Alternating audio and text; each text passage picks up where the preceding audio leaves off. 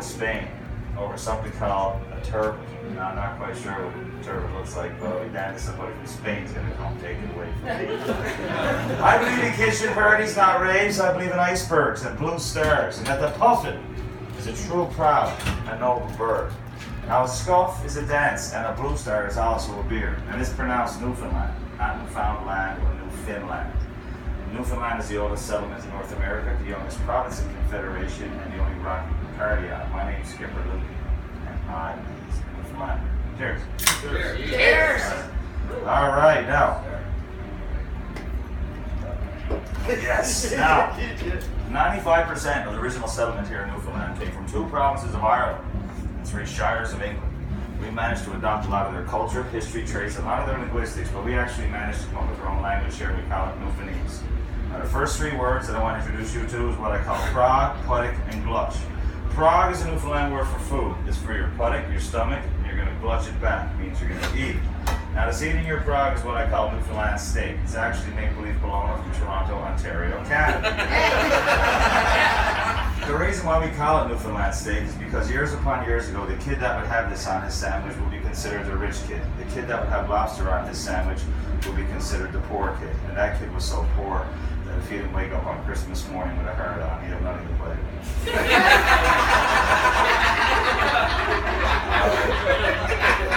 I do need everybody to take a small piece of Newfoundland steak. Do not worry about it if you're vegetarian, because there's not real much meat in this thing. And just so you know that it's fit to eat, I did actually make this for a chef last year when I screeched her in. Her name was Lynn Crawford. She's got her own show on the Food Net. It's pretty cool. Anyway, she tasted it after she saw me cook it up. I gave her a recipe, and she actually called me Chef Luke, so it's pretty good. Have her call me a chef. Wicked. Awesome. So here you go. Yeah, butcher back, Newfoundland steak. That medium rare? It is a perfect medium rare. Sarah, Ed, get in there, take it. Sarah, Ed. Yes. Yes, Where's the ketchup? yes, you need some bit of ketchup with that. We need the ketchup with Yeah, steak sauce, yeah, look at that. Now you gotta give them guys Oh, yes. Get over here, you bunch of wimps. There you go. You guys are the fellas who like your sandwiches. He knows all about that. Okay, now in 1497, there was a man by the name of John Cabot. His real name was Giovanni Caboto. He was an Italian explorer. We know him as John Cabot because the English paid for all his travels, and that's just how things are. In 1497, he did travel the Atlantic on his boat the Matthew, all the way from Bristol, England to Bonavista Vista Bay. And when he arrived, he saw lots of activity in our water. Well, he didn't know what was going on, but he dropped his bucket down to fill it up with water. And when he came up to the top of the boat, it was filled right to the rim with codfish.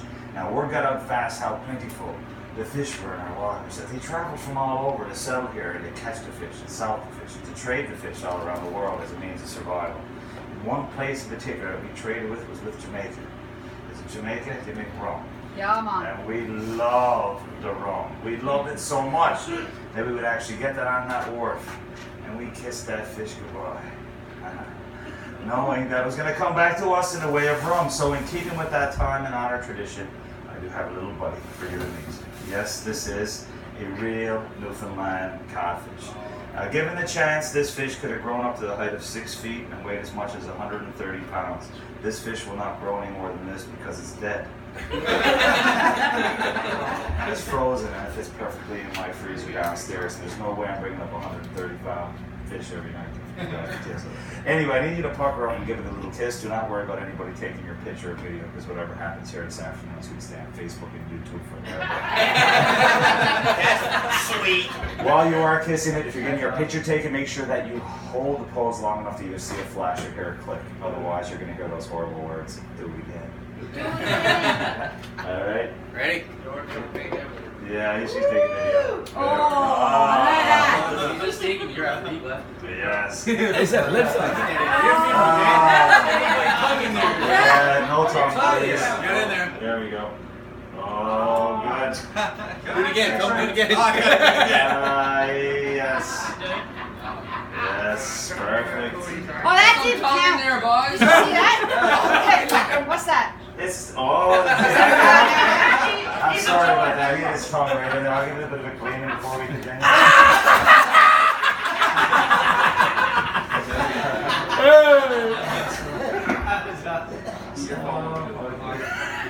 Better than my breakfast last night, Brett. Come on, make out with Excellent. Okay, now, like I was saying, we used to trade our fish I think I got a scale in my mouth. with the Jamaicas for their rum, and it was a very strong barrel rum. In fact, it was considered a test of a man if he can drink it without screaming, passing out, or having a heart attack.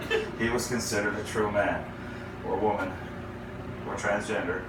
In fact, Screech got his name down on the south coast of our province, where one night we were serving up our hospitality to a U.S. captain, and he drank the shot, and he yelled at a great big yell. And the sergeant came on running into the room and said, "Who yelled out that god-awful screech?" And there was a Newfoundlander who was sitting at the bar that said, "Screech, what?" He says, "The rum you son." And that's how Screech got his name. So I never got you to sign waivers, so try not to get any of this on your skin. And we can't have a drink without LB looks to me. we can't have a drink without having a toast. So let's just wait till everybody gets their shot. And this is a shot, not a sippy sip. Not a sippy sip. That's not a sippy sip. Not a sippy sip. It's not a sippy sip. This is going to be a shot. It does feel that And bad. that's for I you. think I'm gonna like it. Perfect. So, And everybody got one good? Here's the health and your company, and one for the lasses. Let's drink and be merry, a lot of our glasses. Let's drink and be merry, that's the refrain. For we may or may not ever all be here again. Up their lips over the Sarah, gums, move don't it. go it. Here she comes. Watch her back.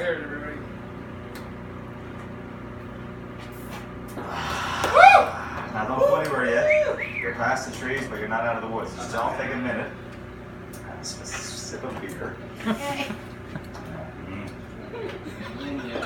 Excellent. Now,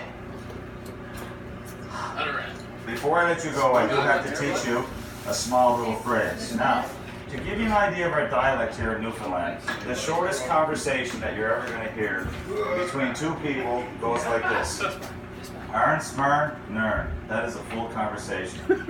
Yeah, but in order to understand it, you have to envision two fishing vessel captains crossing each other in the early morning gut. One fishing vessel captain looks over at the other fishing vessel captain and he says, "Arn, smarn?" Translation is, "Did you catch any fish this morning?" And the response was, "Narn." Any idea? No. Close. It's no, I didn't catch any fish this morning. Otherwise he would have said no. Otherwise he would have said no. We do speak English too. Anyway, I'll try to teach you something a little bit easier, and that's a boy. A boy is a great expression in Newfoundland, not to be confused with yes boy or no boy. A boy means I agree. Okay, so you guys can use it in any situation. You're talking to someone from Newfoundland, you don't quite understand what he's saying, just best agree with him. And ask him to repeat it. If you ask him to repeat it, he's going to probably say it the same way, and you're still not going to understand it. Now, the boys from Cape Breton might, because, you know, there's a lot of accents over there, too. Anyway. Close. Yes, yeah, exactly. These From guys the other side of the rock. the ones from Toronto might have a little bit more trouble. It's hard to say. We Trust say me. yes by. Yes, boy.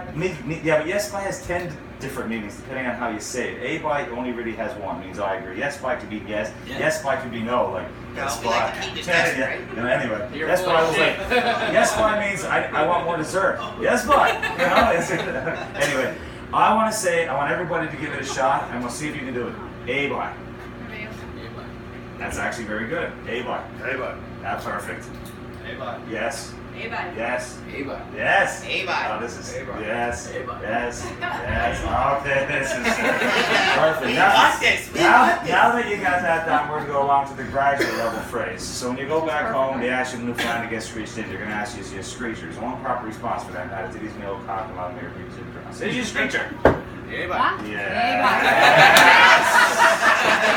Happy boy. Yes. I taught you a lesson and I wanted to give you an immediate application. Very good. For the rest of you, I will slow it down. I know I'm not talking too fast. You're just thinking too slow. So, up along being arrested Canada, you might say, indeed I am. But in Newfoundland, we just say, indeed I is. So I need everybody to say, indeed I is at the count of 3. 1, 2, 3. Indeed I is. Next part of the phrase is me old cock. Cock is a shortened form of the word cockney, which comes over from Old England, meaning my good friend or my good buddy. So what you're saying is, yes, I am my good friend, but you're going to say, indeed I is me old cock. At the count of 3. 1, 2, 3. Indeed I is. Me old cock. It's not my old cock, it's me old cock. My old cock is totally different.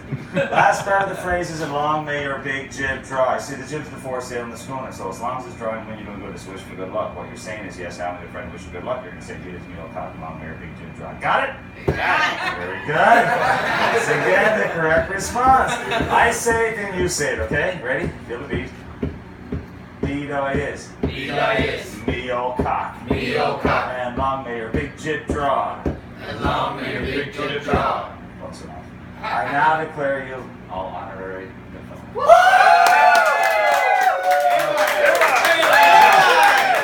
Okay, two things, okay. First thing is when you see me walking down the road, do not go, boy, because it doesn't make any sense. You're basically saying, I agree. They're going to slap a hockey helmet on you and give you a box of crayons. The second thing I want to do is I actually have one final rant that I would like to share. This is kind of like the serious part of the ceremony. I'm going to send you home all with these certificates, and I also want to send you home with a few more facts about Newfoundland that really mean a lot to us. Newfoundland was the first province to respond to the Titanic distress signal. It was 104 years ago in April, and at the time, Newfoundland was its own country. Now, as we stand unified with Canada, we are the first province to respond. Newfoundland was the first place to discover proof of the theory of the continental drift. We were the first to host a transatlantic flight. We were the first to have wireless communication in the entire world. We are the oldest rock in the world. This is the oldest city in North America. Water Street is the oldest street in North America. The Royal St. John's Regatta, which happens on Wednesday, depending on the weather, is the oldest continuous sporting event in North America. We are considered the most generous people in all of the entire country. We're the funniest people in all of the entire country. We're the sexiest people. You haven't met the blonde yet, did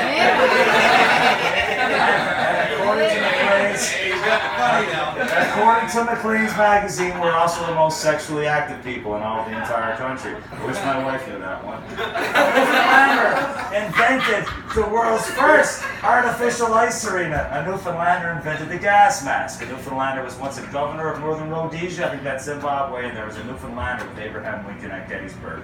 We're the only place in the entire world to have 4 identifiable flags. We have our own encyclopedia, our own dictionary, pony, our own dogs, and our own cultural publication, the good old Newfoundland Herald. Ladies and gentlemen, welcome.